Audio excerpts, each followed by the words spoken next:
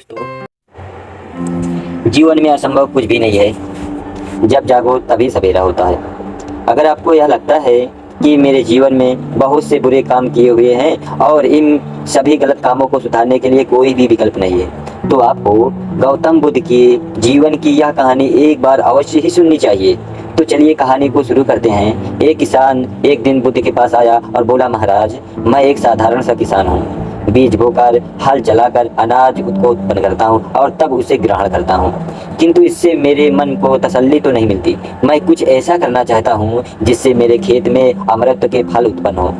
आप मुझे मार्गदर्शन दीजिए जिससे मेरे खेत में अमृत का फल उत्पन्न होने लगे। बात सुनकर बुद्ध मुस्कुराकर बोले, भले व्यक्ति, तुम्हें अमृत का फल तो अवश्य ही मिल सकता है, किंतु इसके लिए तुम्हें खेत में बीज न बोकर अपने मन में बीज बोने होंगे। यह सुनकर किसान हैरानी से बोला, प्रभु, आप यह क्या कह रहे हैं? भला मन के बीज बोकर भी फल को प्राप्त कर सकते हैं? बुद्ध बोले, बिल्कुल हो सकते हैं, और इन बीजों से तुम्हें जो फल प्राप्त होंगे वे वाकई साधारण न होकर अद्भुत होंगे, जो तुम्हारे जीवन को भी सफल बनाएंगे और तुम्हें नेकी की राह दिखाएंगे। किसान ने कहा, प्रभु, तब तो मुझे अवश्य ही बताइए कि मन में बीज को कैसे बोएं। बुद्ध बोले, तुम मन में विश्वास के बीज बो, विवेक का हल चलाओ, ज्ञान के जल से सींचो और नम्रता का उर्वरक डालो। इससे तुम्हें अमृत का फल प्राप्त होगा। इसे खाकर तुम्हारे दुख दूर हो जाएंगे और तुम्हें असीम शांति का अनुभव होगा।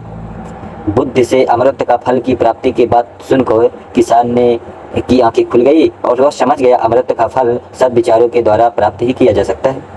गौतम बुद्ध किसी उपवन में विश्राम कर रहे थे। बच्चों का एक झुंड तभी आया और पेड़ पर पत्थर मारकर आम गिराने लगा।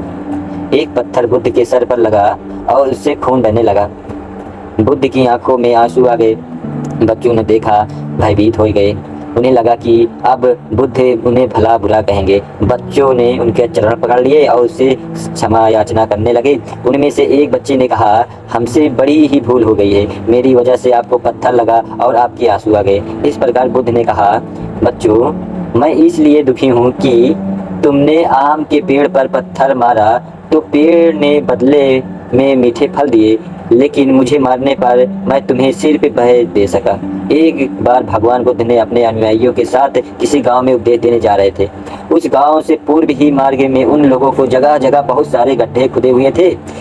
बुद्ध के एक शिष्य ने गड्ढे को देखकर जिज्ञासा से प्रकट किया, आखिर इस तरह के गड्ढे खुदे होने का तात्पर्य क्या है गुरुदेव?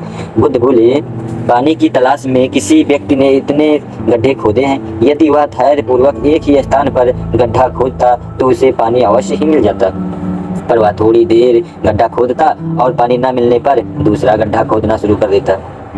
व्यक्ति को परिश्रम करने के साथ साथ धैर्य भी रखना चाहिए। एक बार भगवान बुद्ध भिक्षा के लिए एक किसान के यहाँ पहुँचे। तथागत भिक्षा के लिए आया देखकर किसान उपेक्षा से बोला, श्रवण, मैं हल जोतता हूँ और तब खाता हूँ। तुम्हें भी हल जोतना और बीज बोना चाहिए, तब खाना खाना चाहिए। बुद्ध ने कहा, महाराज, मैं भी खेती ही करता हूँ। इस प्रकार किसान जिज्ञासा हुई, बोले, गौतम, ना तुम्हारा हल देखता हूँ, ना तुम्हारा बैल, ना खेती स्थल पर आप कैसे कह सकते हैं कि आप भी खेती करते हैं? आप कृपया अपनी खेती के संबंध में समझाइए। बुद्ध ने कहा, महाराज, मेरे पास श्रद्धा का बीज, तपस्या रूपी वर्षा, प्रजा रूपी जोत और हल है। पाप भारत के दंड है, विचार रूपी रस्सी है, स्मृति और जागरूकता रूपी हल्की फाल और पेनी है। मैं वचन और कर्म के संयत रहता हूँ। मैं अपनी इस खेती को बेकार घास से मुक्त रखता हूँ और आनंद की फसल काट लेने का प्रयत्नशील रहने वाला हूँ। अप्रमाद मेरे बैल ही है जो बाधा देखकर भी पीछे मुंह मोड़ता नहीं है। देखकर वह मुझे सीधा शांति धाम तक ले जाता है। इस प्रकार मैं अमृत की खेती करता हूँ। और एक बार बुद्ध से मलुक पुत्र ने पूछा, भगवान, आपने आज तक यह नहीं बताया कि मृत्यु के उपरांत क्या होता है। उसकी बात सुनकर बुद्ध मुस्कुराए। फिर उन्होंने उससे पूछा, पहले मेरी बात का एक जवाब दो। अगर कोई व्यक्ति कहीं जा रहा हो और अचानक कहीं से आकर उसके शरीर में एक विष बुझा बाण घुस जाए तो क्या करना चाहिए? पहले शरीर में घुसे हुए बाण को निकालना ठीक रहेगा, या फिर देखना कि बाण किधर से आया है और किसे लक्ष्य कर मारा गया है? मलुक पुत्र ने बोला कि पहले तो धसे हुए बाण को निकालना चाहिए, अन्यथा पूरे शरीर में फैल जाएगा। बुद्ध ने कहा, बिल्कुल ठीक कहा तूने। अब तुम यह बताओ, पहले इस जीवन के दुखों का निवारण का उपाय किया जाए या मृत्यु की बातों के बारे में सोचा जाए। मनु के पुत्र अब समझ चुका था और उसकी जिज्ञासा शांत हो गई। एक दिन एक व्यक्ति बुद्ध के पास पहुंचा। वह बहुत ही अधिक तनाव में था। अनेक प्रश्न उनके दिमाग में घूम घूम कर उसे परेशान कर रहे थे, जैसे आत्मा क्या है, आदमी मृत्यु के बाद कहाँ जाता है, सृष्टि का निर्माता कौन है, स्वर्ग नरक की अवधारणा कहाँ तक सच है, और ईश्वर है या नहीं है। उसे इन प्रश्नों का उत्तर नहीं मिल रहे थे। जब वह बुद्ध के पास पहुंचा तो उसने देखा कि बुद्ध को कई लोग घेर कर बैठे हैं। बुद्ध उन सभी के प्रश्नों के जिज्ञासाओं का समाधान अत्यंत सहज भाव से कर रहे हैं। काफी देर तक यह क्रम चलता रहा, किंतु बुद्ध धैर्यपूर्वक हर एक को संतुष्ट करते रहे। बेचारा व्यक्ति वह का हाल देखकर परेशान हो गया। उसने सोचा कि इन्हें दुनियादारी के मामलों में पढ़ने से क्या लाभ है। अपना भगवत भजन करें और बुनियादी समस्याओं से ग्रस्त इन लोगों को भगाएं। किंतु बुद्ध का व्यवहार देखकर तो ऐसा लग रहा था मानो इन लोगों का दुख उनका अपना दुख है। आखिर उस व्यक्ति ने पूछ ही लिया, महाराज, आपको इन संसारिक बातों से क्या लेना देना। बुद्ध बोले, मैं ज्ञानी नहीं हूँ और इंसान हूँ। वैसे भी वह ज्ञान किस काम का जो इतना घमंडी और आत्म केंद्रित हो, तो अपने अतिरिक्त दूसरे की चिंता ही न कर सके। ऐसा ज्ञान तो अज्ञान से भी बुरा है। बुद्ध की बातें सुनकर व्यक्ति की उलझन दूर हो गई। उस दिन से उसकी सोच व आचरण दोनों ही बदल गए। कथा का सार यह है, ज्ञान तभी सार्थक होता है जब वह लोक कल्याण में संलग्न हो। महात्मा बुद्ध एक गांव में ठहरे हुए थे। वे प्रतिदिन शाम को वहां पर सत्संग करते थे और भक्तों की भीड़ से विरोधी है, क्योंकि उनके प्रवचनों के जीवन में सही दिशा बोध प्राप्त होता था। बुद्ध की वाणों में गजब का ही जादू था। उसके शब्द की श्रोता के दिल में उतर ही जाता था। एक युवक प्रतिदिन बुद्ध का प्रवचन सुनता था। एक दिन जब प्रवचन समाप्त हो गए तो वह बुद्ध के पास गया और बोला, महाराज, मैं काफी दिनों से आपके प्रवचनों को सुन रहा हूँ, किंतु यहाँ से जाने के बाद मैं अपने गृहस्थ जीवन में वैसा सदाचारण नहीं कर पाता जैसा यहाँ से सुनकर जाता हूँ। इससे सत्संग के महत्व पर शंका भी होने लगती है। तो बताइए मैं क्या करूँ। बुद्ध ने के युवक को बांस की एक टोकरी देते हैं और उसने में पानी भरकर लाने को कहा।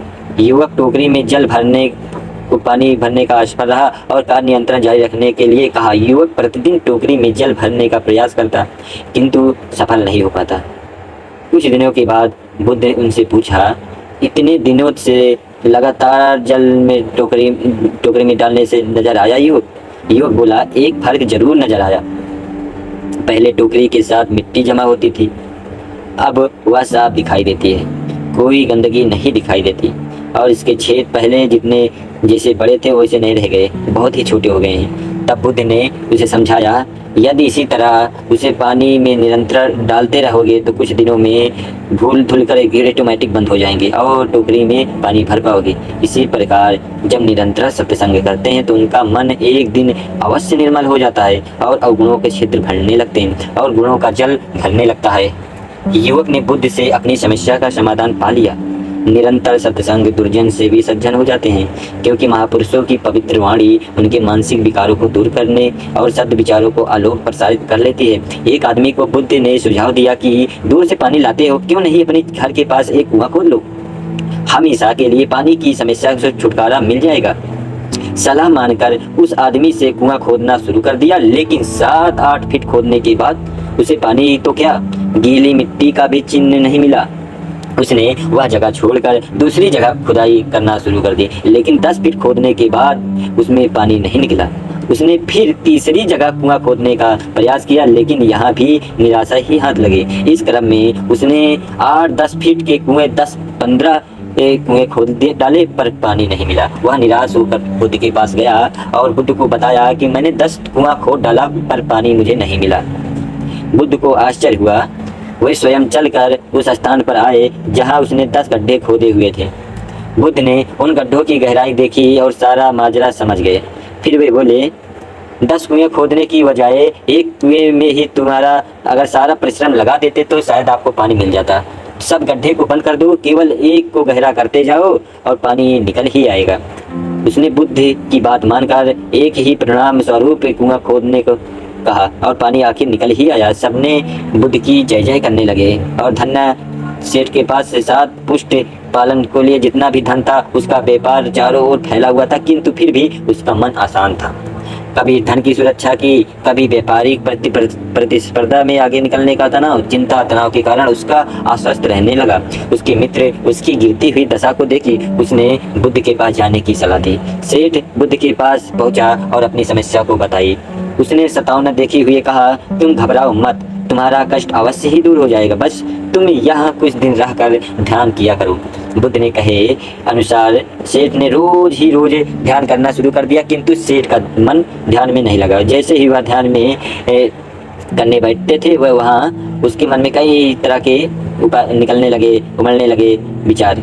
तब सेठ बुद्ध के पास वन के कालीन भ्रमण में कर रहा था। उसके पैर में एक कांटा चुभ गया। वह दर्द के मारे कहने लगा, बेहतर होगा कि तुम जी खड़ा होकर कांटे को निकाल डालो, तभी ही दर्द को आपको मुक्ति मिल जाएगी।